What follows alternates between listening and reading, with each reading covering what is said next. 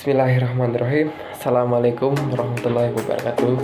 Saya Muhammad Hanif Ramadan dengan NIM 1921410002 dari Mazawa 3A, mewakili kelompok 9 pada mata kuliah Fikih, Zakat, Infak, dan Sodaq. Bersama rekan-rekan saya, Mbak Khoiriza, Mbak Endah Pujiastuti, dan Mas Rizal Nurdin Fatah. Pada kesempatan kali ini, kelompok kami akan membawakan sebuah tema yang berjudul wakaf. Secara etimologis, wakaf berasal dari bahasa Arab al-wakaf, bentuk masdar dari wakafa, yakafu, wakafan. Kata al-wakaf artinya menahan. Secara terminologis, wakaf adalah penyerahan manfaat sesuatu kepada orang lain untuk dimanfaatkan. Wakaf adalah menahan harta dan memberikan manfaat di jalan Allah. Dalam Mausu'ah Fikih Umar bin Khattab disebutkan bahwa wakaf adalah menahan asal harta dan menjalankan hasil buahnya. Menurut peraturan pemerintah nomor 28 tahun 1977 tentang perwakafan tanah milik, wakaf adalah perbuatan hukum yang memisahkan sebagian dari harta kekayaan yang berupa tanah milik dan melembagakannya untuk kepentingan peribadatan atau keperluan umum lainnya sesuai dengan ajaran Islam. Imam Taqiyuddin Abi Bakar telah menekankan tujuannya, yaitu menahan dan menghentikan harta yang dapat diambil manfaatnya guna kepentingan kebaikan untuk mendekatkan diri kepada Allah. Menurut Sulaiman Rasjid, wakaf adalah menahan suatu benda yang kekal zatnya yang dapat diambil manfaatnya guna diberikan di jalan kebaikan.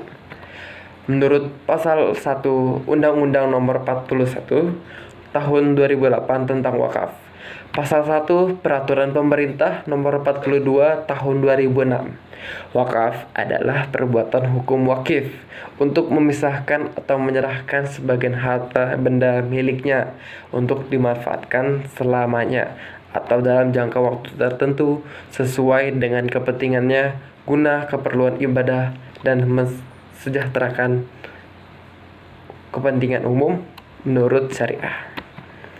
Pengertian wakaf yang tercantum dalam Undang-Undang Wakaf dan Inpres Nomor 1 Tahun 1991 tentang kompilasi hukum Islam secara substansial adalah sama, yang intinya wakaf adalah perbuatan dari subjek hukum untuk menyisihkan harta kekayaan yang dimilikinya untuk tujuan kemaslahatan umat berdasarkan prinsip-prinsip syariah.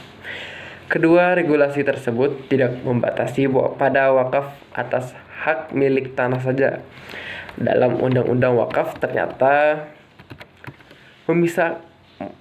bisa memasukkan ketentuan tentang wakaf tunai, yaitu wakaf dalam bentuk sejumlah uang. Ya, di sini saya akan sedikit menyampaikan tentang sejarah wakaf pada masa Rasulullah dan sahabat.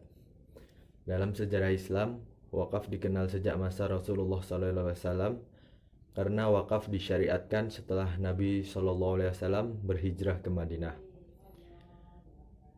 Ada dua pendapat yang berkembang di kalangan ahli. Yang pertama, menurut sebagian pendapat ulama mengatakan bahwa yang pertama kali melaksanakan syariat wakaf adalah Rasulullah SAW, yaitu pada saat Rasulullah mewakafkan tanah untuk dibangun masjid. Pendapat ini berdasarkan hadis yang diriwayatkan oleh Umar bin Syabah dari Amr bin Sa'ad Mu'ad.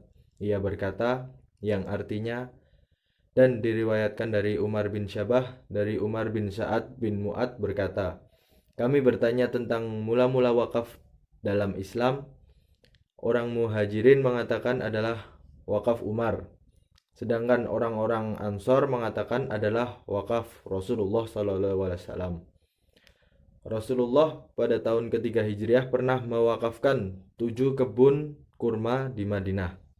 Di antaranya yaitu kebun A'raf, Sofiyah, Dalal, barkoh, dan kebun lainnya. Menurut pendapat sebagian ulama mengatakan bahwa yang pertama kali melaksanakan syariat wakaf adalah Yang selanjutnya yaitu sejarah wakaf pada masa dinasti-dinasti Islam. Praktek wakaf menjadi lebih luas pada masa dinasti Umayyah dan dinasti Abbasiyah. Semua orang berduyun-duyun untuk melaksanakan wakaf, dan wakaf tidak hanya untuk orang-orang fakir dan miskin saja, tetapi wakaf menjadi modal untuk membangun lembaga pendidikan, membangun perpustakaan, dan membayar gaji para stafnya, gaji para guru, dan beasiswa untuk para siswa dan mahasiswanya. Antusiasme masyarakat kepada pelaksanaan wakaf telah menarik perhatian negara untuk mengatur pengelolaan wakaf sebagai sektor untuk membangun solidaritas sosial dan ekonomi masyarakat. Wakaf pada mulanya hanya keinginan seorang yang ingin berbuat baik dengan kekayaan yang dimilikinya dan dikelola secara individu tanpa ada aturan yang pasti. Namun setelah masyarakat Islam merasakan betapa manfaatnya lembaga wakaf, maka timbul keinginan untuk mengatur perwakafan dengan baik. Kemudian dibentuk lembaga yang mengatur wakaf untuk mengelola, memelihara, dan menggunakan harta wakaf baik secara umum seperti masjid atau secara individu atau keluarga. Pada masa Bani Umayyah, yang menjadi hakim Mesir adalah Taubah bin Gar al-Hadarami. Pada masa Khalifah Hisham bin Abdul Malik, ia sangat perhatian dan tertarik dengan pengembangan wakaf, sehingga terbentuk lembaga wakaf tersendiri sebagai lembaga lainnya di bawah Departemen Kehakiman yang dikelola dengan baik, dan hasilnya disalurkan kepada yang berhak dan yang membutuhkan. Pada masa dinasti Abbasiyah terdapat lembaga wakaf yang disebut dengan Sard al-Wukuf yang mengurus administrasi dan memilih staf pengelolaan lembaga wakaf. Demikian perkembangan wakaf pada masa dinasti Umayyah dan Abbasiyah yang manfaatnya dapat dirasakan oleh masyarakat, sehingga lembaga wakaf berkembang searah dengan pengaturan administrasi.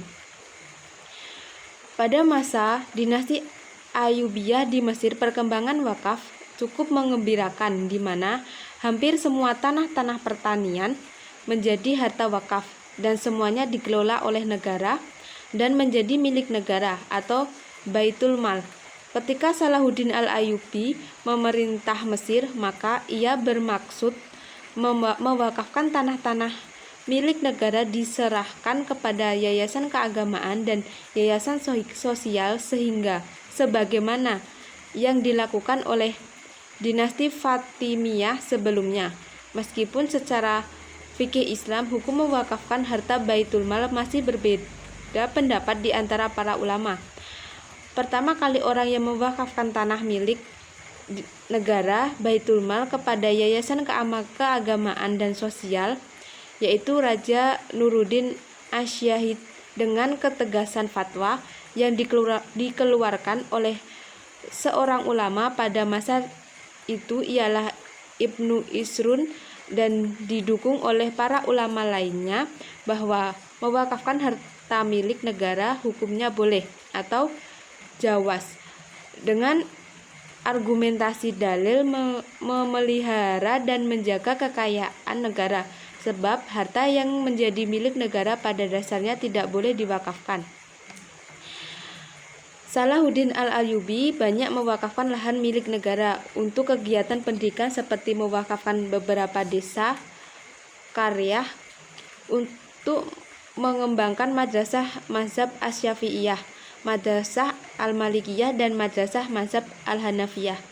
Dengan dana melalui model mewakafkan kebun dan lahan pertanian, seperti pembangunan madrasah mazhab Syafi'iyah di samping kuburan Imam Syafi'i, dengan cara mewakafkan kebun pertanian dan Pulau Al-Fil dalam rangka mensejahterakan ulama dan kepentingan misi mazhab Sunni, Salahuddin Al-Ayyubi menetapkan kebijakan pada tahun 1178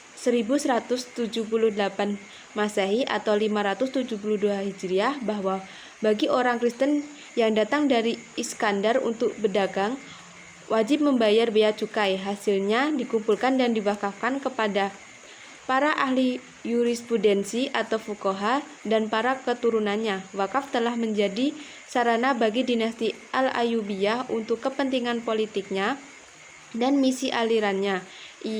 Ialah mazhab Sunni dan mempertahankan kekuasaannya, di mana harta milik negara Baitul Mal menjadi modal untuk diwakafkan demi pengembangan mazhab Sunni dan menggusur mazhab Syafi'iyah, menggusur mazhab Syiah yang dibawa oleh dinasti sebelumnya ialah dinasti Fatimiyah.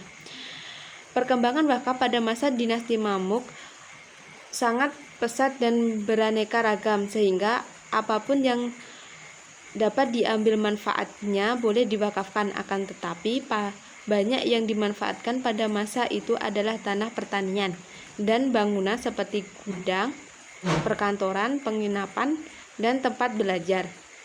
Pada masa Mamluk terdapat juga wakaf hamba sahaya yang diwakafkan untuk merawat lembaga-lembaga negara, seperti mewakafkan budak untuk memelihara masjid dan madrasah. Hal ini dilakukan pertama kali oleh penguasa dinasti Utsmani ketika menaklukkan Mesir, Sulaiman Basyah, yang mewakafkan budaknya untuk merawat masjid.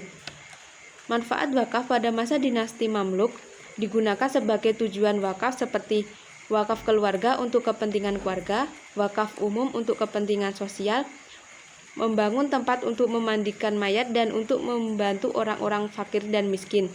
Yang lebih membawa syiar Islam adalah wakaf untuk sarana di Haramain, ialah Mekah dan Madinah, seperti kain Ka'bah atau kiswatun Ka'bah, sebagaimana yang dilakukan oleh Raja Saleh bin Al-Nasir yang membeli desa Bisus lalu diwakafkan untuk membiayai kiswah Ka'bah setiap tahunnya dan mengganti kain kuburan Nabi Shallallahu Alaihi Wasallam dan mimbarnya setiap 5 tahun sekali.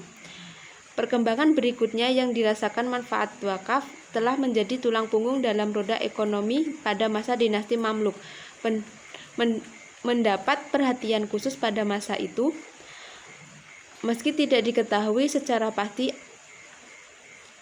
awal mula disahkan undang-undang wakaf, namun menurut berita dan berkas yang terhimpun bahwa perundang-undangan wakaf pada dinasti Mamluk dimulai sejak Raja Al-Zahir, di mana dengan undang-undang tersebut Raja Al-Zahir memilih hakim dari masing-masing 4 mazhab Sunni. Sejak abad ke-15, kerajaan Turki Utsmani dapat memperluas wilayah kekuasaan sehingga Turki dapat menguasai sebagian besar wilayah negara Arab. Kekuasaan politik yang diraih oleh dinasti Utsmani secara otomatis mempermudah untuk menerapkan syariat Islam, di antaranya yaitu peraturan tentang wakaf.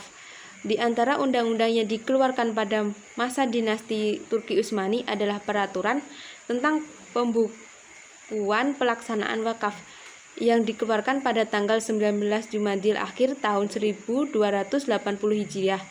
Undang-undang tersebut mengatur tentang pencatatan wakaf, sertifikasi wakaf, secara pengelolaan wakaf, upaya mencapai tujuan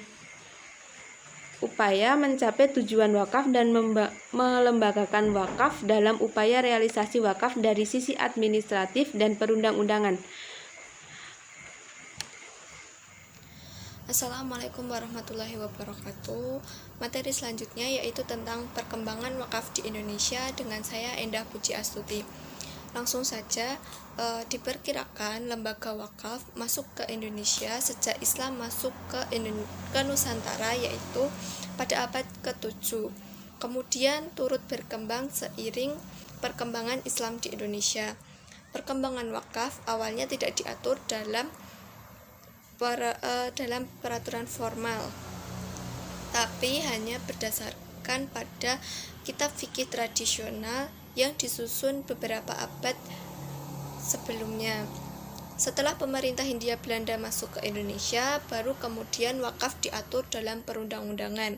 Di antaranya yang pertama yaitu Surat Edaran Sekretariat Gubernur pertama pada tanggal 31 Januari tahun 1906 nomor 435 sebagaimana termuat di dalam Beach Blade tahun 1905 nomor 6196. Kemudian yang kedua yaitu Surat Edaran Sekretaris Gubernur tanggal 4 Juni tahun 1931 nomor 1361A sebagaimana termuat di dalam Beach Blade tahun 1931 nomor 125/3. Kemudian yang ketiga yaitu Edaran Gubernur pada tanggal 24 Desember tahun 1934 nomor 3088A sebagaimana termuat di dalam Beach Blade tahun 1934 Agraria kepada Pusat Jawatan Agama tanggal 13 Februari tahun 1960 nomor 2531/34/2. Kemudian pada zaman kemerdekaan dikeluarkan beberapa ketentuan dan petunjuk tentang wakaf, antara lain yang pertama yaitu petunjuk dari Departemen Agama RI pada tanggal 22 Desember tahun 1953 tentang petunjuk-petunjuk mengenai wakaf. Kemudian berkembang sampai munculnya Undang-Undang nomor 41 tahun 2004 tentang wakaf. Lahirnya undang-undang ini membuktikan efektivitas wakaf yang selama ini disebut sebagai kejayaan umat Islam terpendam. Nah, apalagi di tengah-tengah krisis berkepanjangan yang dialami Indonesia. Sekian presentasi dari kelompok kami, kurang lebihnya mohon maaf. Wassalamualaikum warahmatullahi wabarakatuh.